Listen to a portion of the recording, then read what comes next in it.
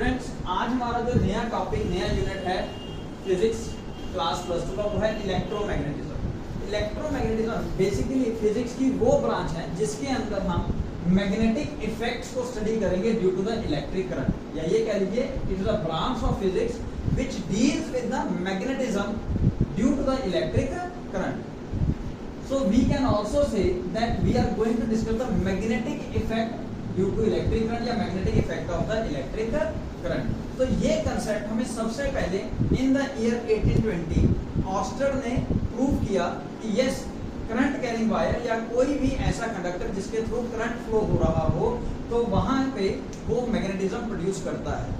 तो ये एक्सपेरिमेंट जो है जिसका नाम है ऑस्टर एक्सपेरिमेंट. तो जैसे मैंने बताया इन ईयर 1822 ऑस्टर परफॉर्म एक्सपेरिमेंट, ऑस्टर ने एक्सपेरिमेंट परफॉर्म किया and he gave us a very important breakthrough related to electromagnetism.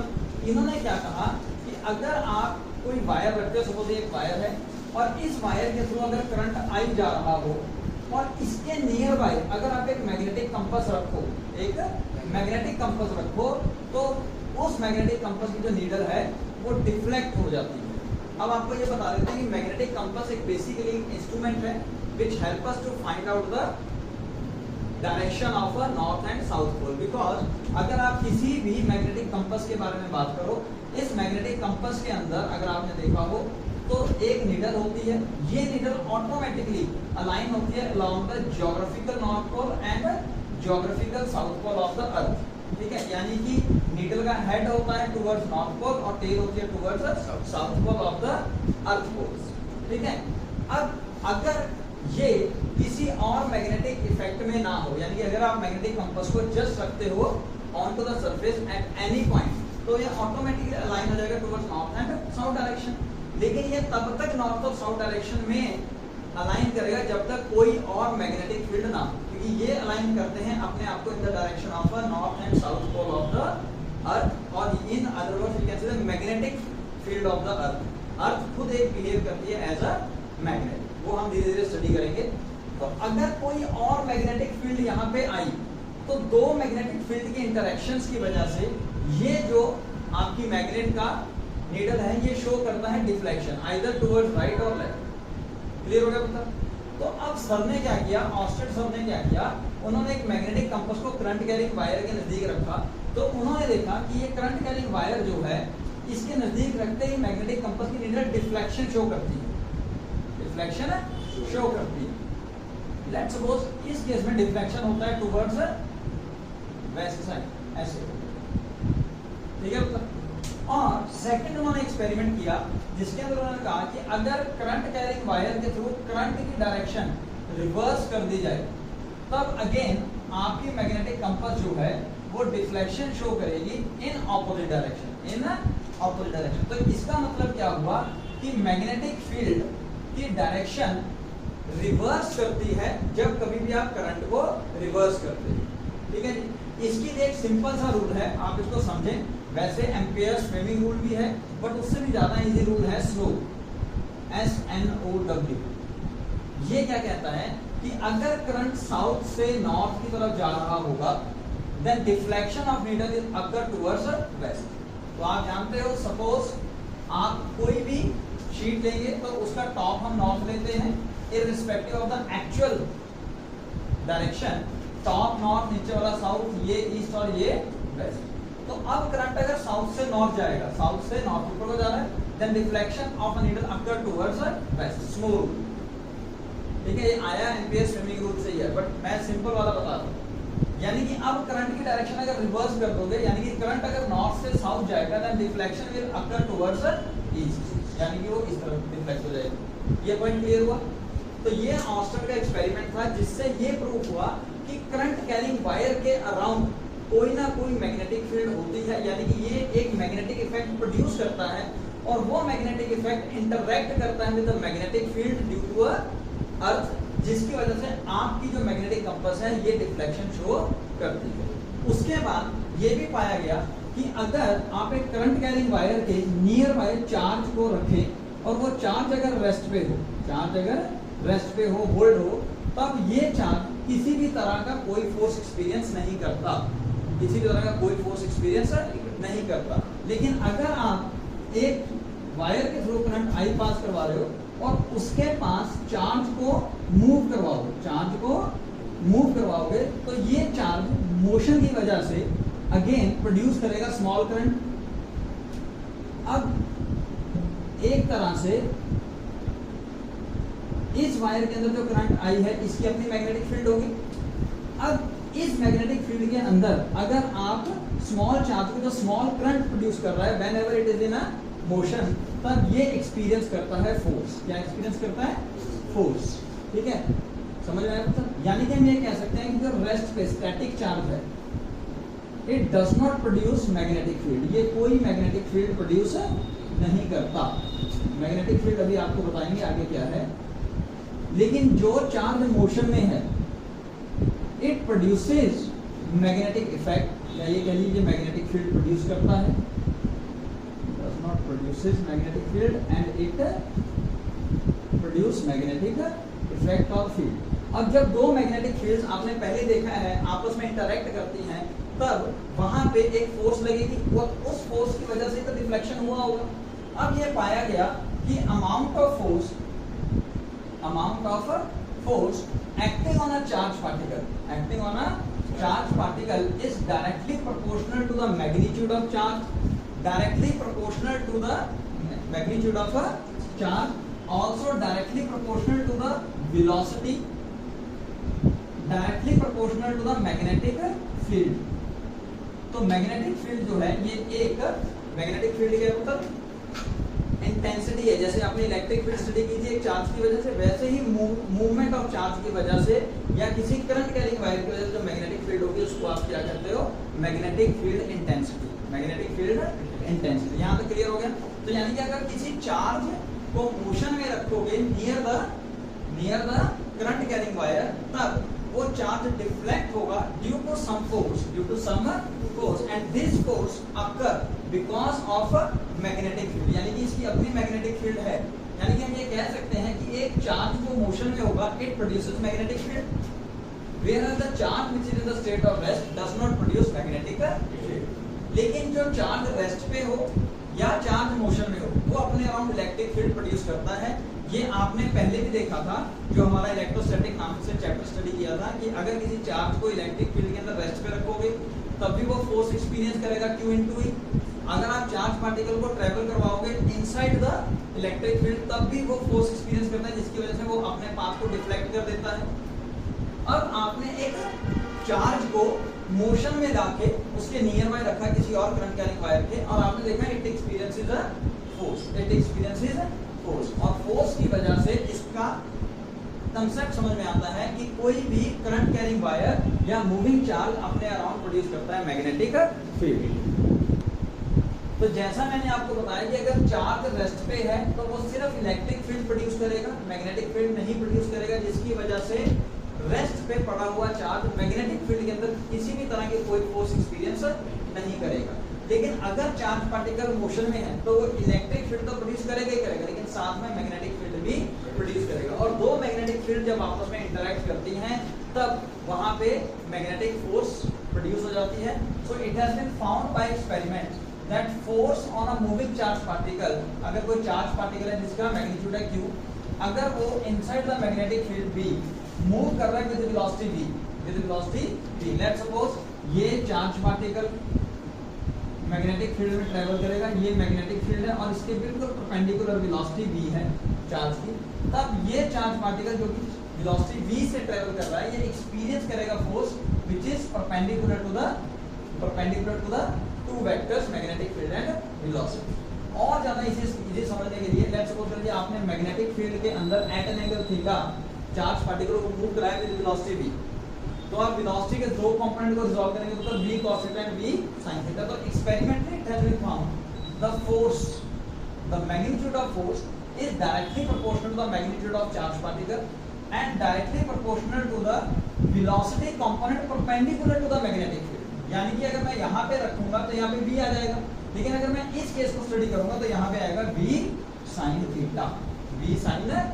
theta and force is also directly proportional to the magnitude of a magnetic field. तो यानी कि हम यहाँ पे लिख सकते हैं F is directly proportional to Q into V sin theta into B पुत्र, ठीक है, ये V B sin theta लिखा जा सकता है। तो आप यहाँ कीजिए cross product A cross B equal to AB sin theta होता है। तो इन दैट केस फोर्स जो कि एक वेक्टर क्वांटिटी है कैन आल्सो रिटन एज, यहाँ पे कांस्टेंट ऑफ प्रोपोर्शनैलिटी 1 आएगा, QVB sin थीटा या फिर एंड क्या, या फिर Q into V cross B, V cross, यानी कि जो फोर्स की डायरेक्शन है it is always perpendicular to the velocity and magnetic field vector. इन दोनों के परपेंडिकुलर होगा। अगर ये दोनों एक प्लेन में आ रहे हैं जैसा आप देख रहे हैं, तब आउटसाइड बाहर को force experienced by the charged particle which is placed inside the magnetic field and if it has some motion then it experiences force. Force का फॉर्मूला क्या हो गया, QVB sin थीटा। अगर आपको सिर्फ मैग्नीट्यूड चाहिए डायरेक्शन हटा दीजिएगा, अगर आपको डायरेक्शन चाहिए then QVB sin theta n cap unit vector या फिर Q into V cross B। अब फोर्स की डायरेक्शन को फाइंड करने के लिए we have two rules, right hand thumb rule और फ्लेमिंग लेफ्ट हैंड रूल। पहले राइट हैंड थंब रूल देखिए जो आपने +1 में भी स्टडी किया था, V क्रॉस B है, यानी कि V से B की तरफ जाते हुए आप अपने राइट हैंड को कर्ल करेंगे, बंद करेंगे, then direction of thumb will give you the direction of force. ये देखिए V से B की तरफ गया तो फोर्स आउटवर्ड लगेगा, समझ में आया। यहाँ पे B से B की तरफ गया तो फोर्स आउटवर्ड 2D में दिखाने के लिए हमने यहाँ पे ड्रॉ कर दिया। इसका एक और मेथड होता है समझाने का कि जिस डायरेक्शन में, राइट हैंड थंब रूल में जिस डायरेक्शन में आपका करंट है उस डायरेक्शन में आप अपना फिंगर रखें, then thumb, then the palm facing बाहर को, फेस बाहर को हो रहा है, then palm facing will be the direction of magnetic force. समझ आया।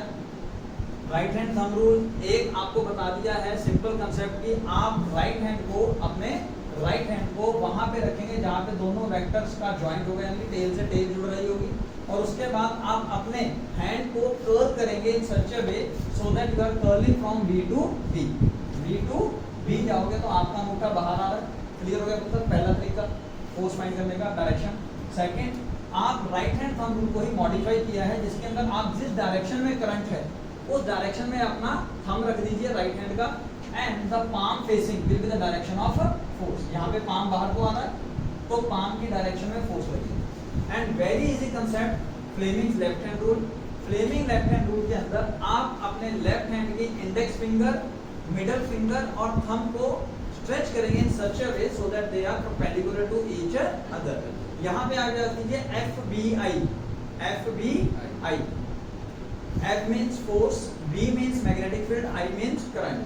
तो यानी कि अगर आपका index finger is in the direction of magnetic field है and middle finger will be in the direction of current, देखिए जिस डायरेक्शन में चार्ज ट्रेवल करेगा उसी डायरेक्शन में करंट भी ट्रेवल करेगा या फ्लो करेगा, then thumb will give you the direction of force experience by that charge particle, यानी कि यहाँ पे ये चार्ज पार्टिकल बाहर को एक्सपीरियंस फील करेगा। तो दोनों रूल्स के हिसाब से आप इजीली फाइंड आउट कर सकते हैं direction of a force between a moving charge particle when placed inside the magnetic field of some other source charge particle, या आपने किसी और मैग्नेटिक फील्ड को प्रोड्यूस कर रखा है by using the north pole and south pole of the magnet. ये समझ में आ गया, समझ में आ गया। अब इस फॉर्मूला की मदद से QVB sin थीटा आप ये भी देख सकते हैं कि अगर चार्ज पार्टिकल रेस्ट पे होगा यानी कि वेलोसिटी 0, अगर वेलोसिटी 0 तो फोर्स भी 0, फोर्स भी 0। तो केस कर सकते हैं हम first. So if Q at rest then V is equal to 0, if V is 0 then force experienced by charge particle when placed inside the magnetic field is also 0। ये point clear हो गया मतलब। Second, अगर आप charge particle को at an angle of 180 degree या 0 degree यानी कि in the direction of magnetic field और in the opposite direction of magnetic field travel करवाएंगे तब भी फोर्स एक्सपीरियंस 0 रहेगा, बिकॉज इन दैट केस हम ये कह सकते हैं वहां पे थीटा कितना होगा मतलब केस 2 में। So if theta is 0 degree और 180 डिग्री यानी कि आपका चार्ज पार्टिकल, अगर ये मैग्नेटिक फील्ड है, आपका चार्ज पार्टिकल सेम डायरेक्शन में या ऑपोजिट डायरेक्शन में ट्रेवल करेगा, पैरेलल और एंटी पैरेलल, तो थीटा 0 या 180 degree. Again in these two cases force experience by the moving charge particle, even charge particle अगर मोशन में है लेकिन वो in the direction of magnetic field या ऑपोजिट डायरेक्शन में अगर ट्रेवल कर रहा है मैग्नेटिक फील्ड के, तब भी फोर्स 0 हो जाएगी, फोर्स 0। और मतलब case 3 force will be maximum if theta is 90 degree. इसका मतलब अगर चार्ज पार्टिकल मैग्नेटिक फील्ड के परपेंडिकुलरली ट्रेवल करेगा तब इसके ऊपर फोर्स मैक्सिमम लगेगी, that will be QV into B, QV into B। Direction आप निकाल सकते हैं, ठीक है। तो यहाँ पे हमने सिर्फ इनका मैग्नीट्यूड निकालना है, तो आप नोट बता दें। So this could be maximum, so force maximum when charge particle is moving perpendicular to the magnetic field. अगर किसी एंगल थीटा पे ट्रेवल कर रहा होगा तो डेफिनेटली फोर्स कम होगी, मिनिमम और मैक्सिमम के बीच में ट्रेवल करेगा तो फोर्स की वैल्यू कम होगी, जो भी आएगी वो आप यहाँ पे न्यूमेरिकल वैल्यू रख के कैलकुलेट कर सके। सो मैग्नेटिक फील्ड क्या होता है? So magnetic field around a magnet और एनी करंट कैरिंग वायर वो स्पेस हुआ जहां तक इसका इफेक्ट इन्फ्लुएंस किया जा सकता है बाय अनदर मैग्नेट और moving charge, up to which its effect या its influence can be experienced by another magnet और मूविंग चार्ज। ठीक है, वो कैसे पता लगेगा? अभी आपको बताया कि अगर मूविंग चार्ज होगा या कोई मैग्नेट नियर बाय होगा तो उनके बीच में फोर्स ऑफ अट्रैक्शन या फोर्स ऑफ रिपल्शन जो भी होगी तो वो अवेलेबल होगी। अगर मूविंग चार्ज के ऊपर मैग्नेटिक फील्ड में फोर्स निकाले तो QV भी साइन थीटा। अभी हमने किया है, और फोर्स की डायरेक्शन कैसी होगी we can find out by using Fleming's left hand rule और राइट हैंड थंब रूल। ये क्लियर हो गया मतलब? तो मैग्नेटिक फील्ड की स्ट्रेंथ को अगर आप कैलकुलेट करना चाहेंगे एट अ डिफरेंट पॉइंट्स तब उसको लिखा जाएगा B वेक्टर। तो यानी कि मैग्नेटिक फील्ड स्ट्रेंथ जो है it is actually a vector quantity. क्या है ये? एक वेक्टर क्वांटिटी। और इसकी जो यूनिट है बेटा, ऐसा यूनिट, दिस इज टेस्ला। क्या यूनिट है? टेस्ला। इसकी एक और यूनिट है वेबर पर मीटर स्क्वायर। जैसे आपने इलेक्ट्रिक फ्लक्स स्टडी किया था, याद कीजिए, phi = E डॉट A, तो E का फॉर्मूला phi upon A, ठीक है। वैसे ही हम मैग्नेटिक फ्लक्स भी स्टडी करेंगे आगे जाके, जिसका फॉर्मूला होगा B डॉट A। तो B का फॉर्मूला हो गया phi by A। phi B जो है this is called magnetic flux, और मैग्नेटिक फ्लक्स की यूनिट होती है मतलब वेबर। क्या होती है? वेबर, एरिया की मीटर स्क्वायर। तो यहाँ से ये फॉर्मूला आता है weber per metre square, weber per metre square. और F = QVB से भी इसकी एक यूनिट आएगी, आप वो भी देखें। F = QVB sin theta. Theta तो यूनिटलेस होता है ना, उसको हटा दीजिए। सो B = F/Q into V। ठीक है, तो फोर्स की यूनिट न्यूटन, चार्ज की कूलम, वेलोसिटी की मीटर पर second, coulomb per second ampere होती है। तो इसकी एक और यूनिट आएगी तो न्यूटन/मीटर into एम्पेयर। तो ये इसकी कुछ पॉपुलर यूनिट्स हैं जो आपको कैलकुलेट करने, न्यूमेरिकल्स कैलकुलेट करने में काफी मदद करेंगे। अब हमें कैलकुलेट करना होता है magnetic field strength at different points, तो इसके लिए सबसे पॉपुलर जो लॉ है वो है बायोट-सैवर्ट्स लॉ। Biot Savart's law. तो अब हम शुरू कर रहे हैं मतलब Biot Savart's law. Biot Savart's law is a experimental based law, totally experimental based law। ये लॉ हमें हेल्प करता है to find out the magnetic field induction और magnetic field strength due to a small current element. इसको समझने के लिए let's suppose आपके पास एक वायर है X से Y जो बहुत लंबी है, ठीक है ना। अब उस वायर से आपको पॉइंट P पे मैग्नेटिक फील्ड कैलकुलेट करनी है अगर करंट ट्रेवल कर रहा है suppose from X to Y, ठीक है। अब हम directly magnetic field at point P due to whole wire calculate नहीं कर सकते। It is impossible to calculate the magnetic field strength at point P due to a finite और infinite wire directly. तो उसके लिए we have a Biot Savart's law. Biot Savart's law क्या कहता है कि आप इस वायर के ऊपर कहीं पर भी छोटा सा लेंथ एलिमेंट ले लीजिए, छोटा सा लेंथ एलिमेंट यानी कि DL ले लीजिए, और DL जो है ये एक वेक्टर क्वांटिटी माननी है और इसकी डायरेक्शन होगी same as that of the current. यानी कि अब आपका करंट एलिमेंट क्या हो गया उत्तर, करंट एलिमेंट हो गया आईडीएल, आईडीएल, समझ आ गई। और जिस डायरेक्शन में आपका करंट है उसी डायरेक्शन में आपकी लेंथ की, या जो करंट एलिमेंट लिया है, जो लेंथ एलिमेंट लिया है उसकी डायरेक्शन में। अब यहां से पॉइंट P तक का डिस्टेंस आप सपोज कर लीजिए you have value r, small r, ठीक है। And this small r let's suppose make an angle theta with wire और करंट एलिमेंट, वेक्टर टू से करंट एलिमेंट, ये करंट एलिमेंट की डायरेक्शन है उत्तर, और ये आपने पोजीशन वेक्टर लिया है, और पोजीशन वेक्टर और करंट एलिमेंट के बीच में जो एंगल है वो है थीटा। यहां तक कोई नाराजगी किसी को। अब on the basis of experiments it has been found that magnetic field due to this small current element will be dB, वो भी छोटा सा होगा, छोटे लेंथ एलिमेंट की वजह से करंट, छोटा सा करंट ट्रेवल कर रहा है लेंथ एलिमेंट में, और वहां से पॉइंट P के ऊपर जो मैग्नेटिक फील्ड होगी वो भी स्मॉल होगी, dB। Now it has been found that the value of dB is directly proportional to the current element, या ये कह लीजिए current magnitude of current dl sin theta, यानी कि इसको और इजी करो तो dB का वैल्यू एक्सपेरिमेंटली फाइंड किया है directly proportional to current passing through the current element, directly proportional to the length element, यानी कि dl जो आपने लिया है, directly proportional to the sine of angle between position vector and length element, and also inversely proportional to the distance between p and length element. यानी कि हम यहां पे ऐसे लिखते हैं db directly proportional to i, directly proportional to dl, directly proportional to sin theta and inversely proportional to r square. तो इन सबको अगर आप इकट्ठा करोगे then you can write dB is directly proportional to IDL sin theta upon r square.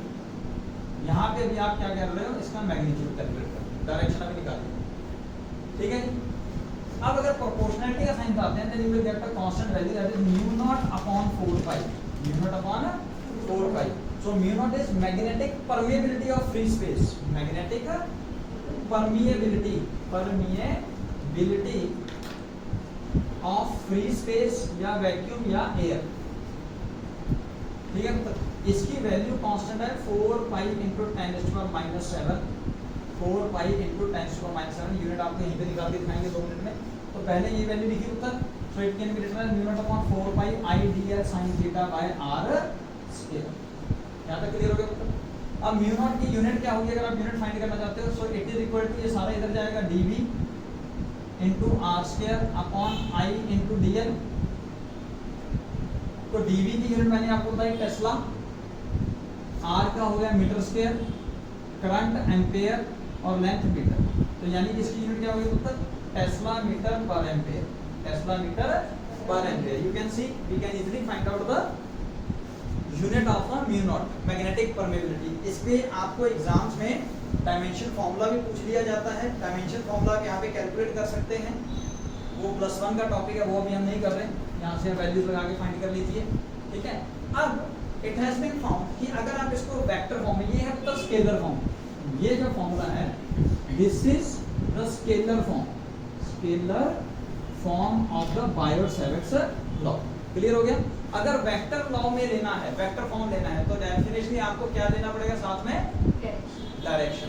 तो in that case dB is equal to mu naught upon 4 pi into I into dl cross r divided by r cube। ये है आपके पास formula for Biot Savart's law in vector form.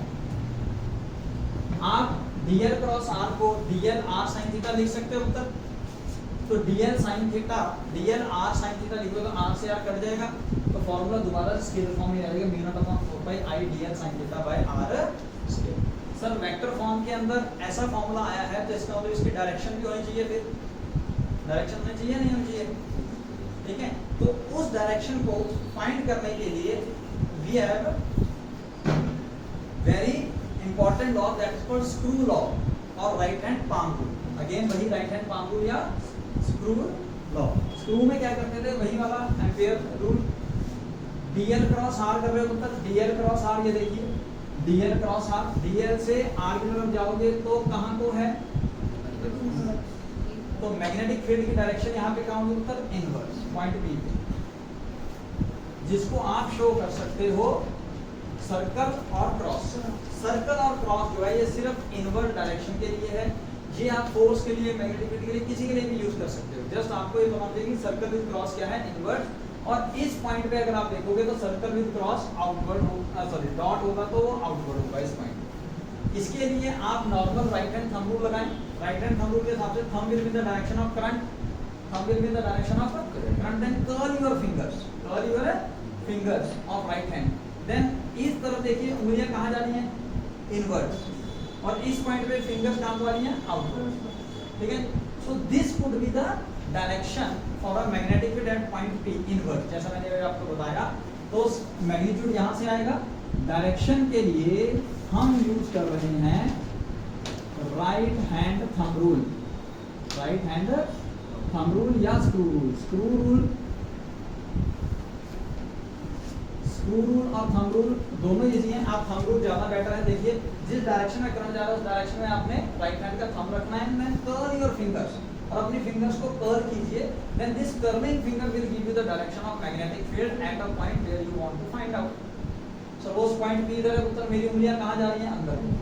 उसका curl करूंगा तो यहां से आ जाएंगी बाहर, तो यहां पे अगर कोई P डैश पॉइंट होगा तो मैग्नेटिक फील्ड की डायरेक्शन कहां होगी, आउटवर्ड। समझ में आया?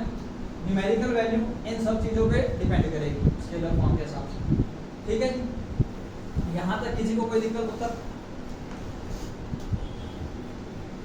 ठीक है, क्लियर हो गया?